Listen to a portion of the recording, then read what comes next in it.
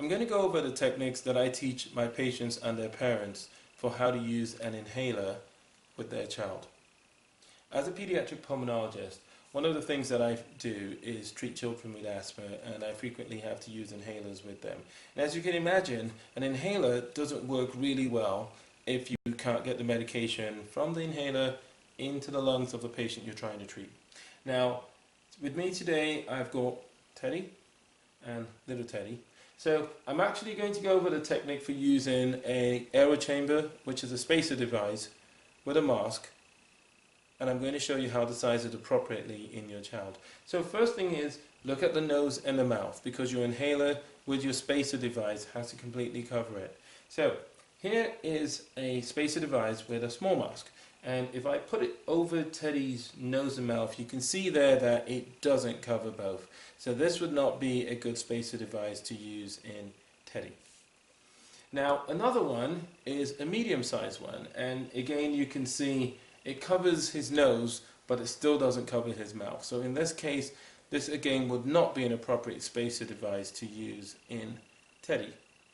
And then finally, I have a large size mask with my spacer device, and you can see that this covers his nose and mouth, and this would be the appropriate size one to use in Teddy here.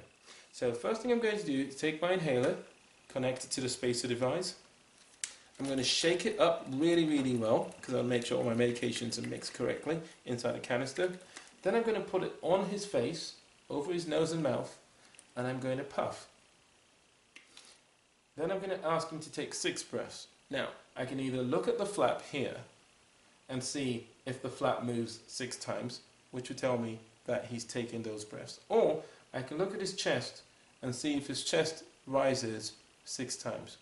Once he's done that, I'm going to take the whole device off, shake it up again, put it back on the face, puff, and again have him take 6 breaths. Now, it's important to know that those 6 breaths don't have to be blowout candle type of breaths. I'm just needing to just take 6 regular breaths. As long as he can follow these instructions, he will be able to use an inhaler with a spacer device successfully, and that would be a really good tool for managing his asthma, especially if he wants to take this device out when he travels or when he goes to a football field or something like that, where he doesn't want to have to go around with a nebulizer.